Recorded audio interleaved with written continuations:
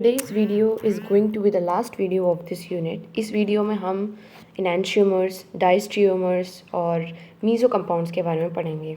A very important topic related to opticity. Okay? Optical isomerism से related है थोड़ा ये. Start करते हैं हम enantiomers से. What is enantiomers? The isomers which are non-superimposable mirror images. Such non-superimposable mirror images isomers are known as enantiomers. मैंने आपको इससे पिछली वाली वीडियो में एक्सप्लेन किया था कि नॉन सुपर इम्पोजेबल क्या होता है कि एक आइसोमर दूसरे आइसोमर पे अगर रखा जाए तो वो अलग अलग दिखें, ठीक है, वो मिरर इमेज ना शो करें. ठीक है, इस मैं आपको एक और बार बता देती हूँ. ये जैसे कि आपके पास ये है एक आइसोमर.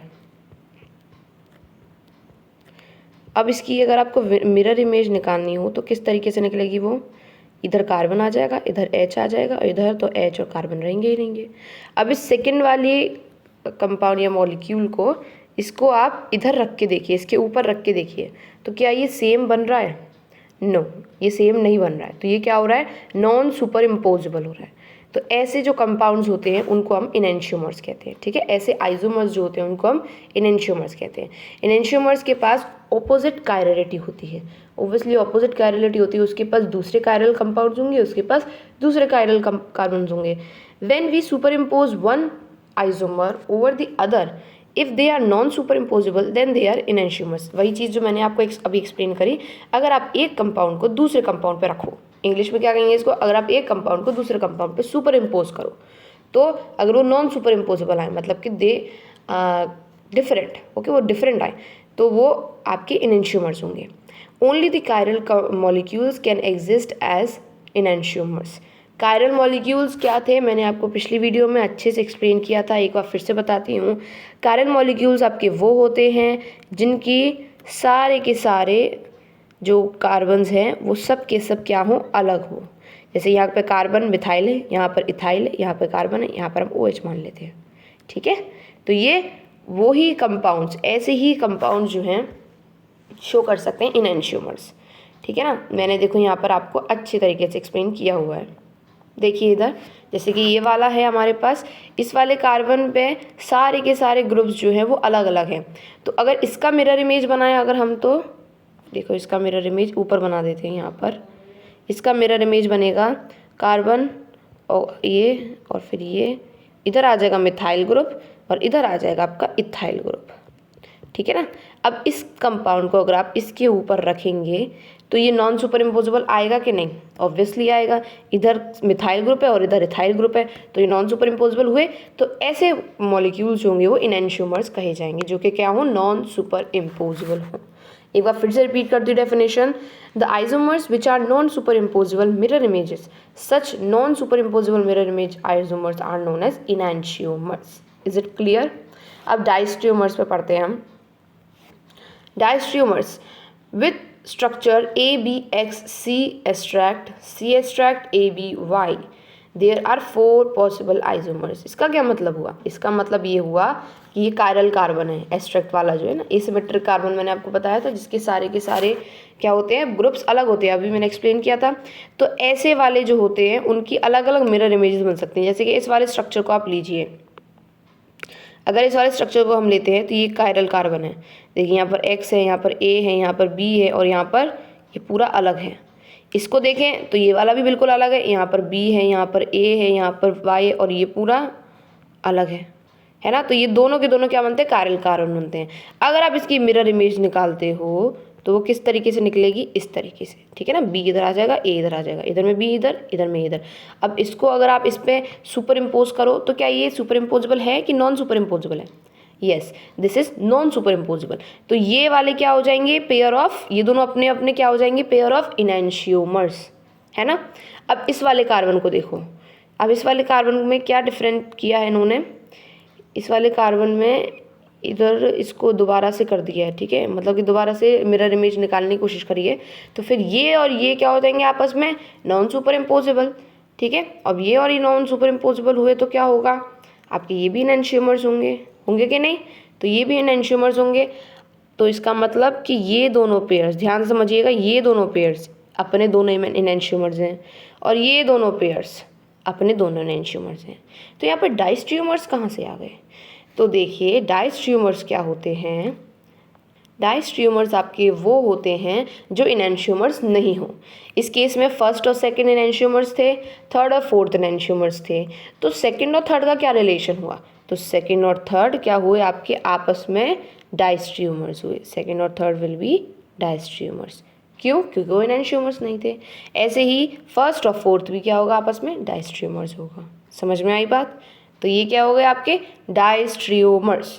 जो आपके इनैंशियोमर्स नहीं होते उनको डायस्ट्रियोमर्स कहते हैं। और इनैंशियोमर्स क्या होते हैं मैंने पहले एक्सप्लेन कर दिया। अगर आप एक मिरर इमेज को दूसरे पे सुपर इम्पोज करो तो वो non superimposable mirror image बनाए। The stereoisomers which are not enantiomers are called diastereomers या फिर diastereoisomers. Okay, if we try to superimpose one isomer on the other, then if they are superimposable, thus they are not different but identical, hence they represent the molecules of same isomers. तो जब ऐसा करेंगे तो वो same isomer represent करेंगे। जैसे ये first और थर्ड को ले लेते हैं हम। अब आप फर्स्ट और थर्ड को सुपर इम्पोज करके देखिए तो क्या वो हो रहा है, नहीं। फर्स्ट वाला तो हो रहा है पर सेकंड वाला नहीं हो रहा आपका, है ना। सेकंड वाला आपका नहीं हो रहा, तो ये वाले आपके क्या हो गए, डायस्ट्रियोमर्स हो गए। वहीं अगर ऐसे दो मॉलिक्यूल्स को अगर आप रखते एक दूसरे के ऊपर और जो सेम आते तो वो आपके क्या होते, वो आपके सेम आइडेंटिकल आइसोमर्स होते। बात समझ में आ गई आपको। इसमें से सेम आइडेंटिकल वाला तो कोई एग्जांपल नहीं है, हमको इन जनरल बता रहे हैं आपको इन जनरल कि अगर ऐसे सुपर इम्पोज करके वो एक बिल्कुल सेम आ जाए, ऐसा कौन सा एग्जाम्पल हो सकता है। ऐसा एग्जाम्पल हो सकता है आपका ये वाला। ठीक है, मिरर इमेज बनाते हैं इसकी, मिरर इमेज ये बनेगी इसकी। अब सुपर इम्पोज करिए इस वाले को इस पे, आ रहा है कि नहीं सेम, बिल्कुल यही सेम आएगा मॉलिक्यूल। तो इसका मतलब ये दोनों जो हैं सेम आइसोमर्स होंगे। ठीक है, number of possible stereo isomers 2 to the power n। अगर आपको पता लगाना हो कि इसके कितने स्टीरियो आइसोमर्स बनेंगे तो आप कैसे पता लगाओगे, 2 to the power n। और n यहाँ पर रिप्रेजेंट कर रहा है कि कितने कायरल सेंटर्स हैं। जैसे कि इस वाले मॉलिक्यूल में देखो यहाँ पे 2 कायरल सेंटर्स हैं, तो 2 to the power 2 कितना हो गया 4, तो यहाँ पर 4 बन गए stereo isomers.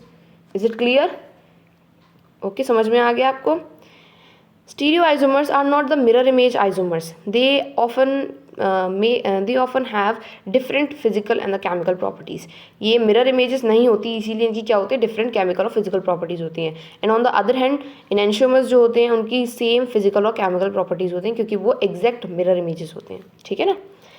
Now, meso compounds. What are meso compounds? If the structure has a plane of symmetry, it is optically inactive.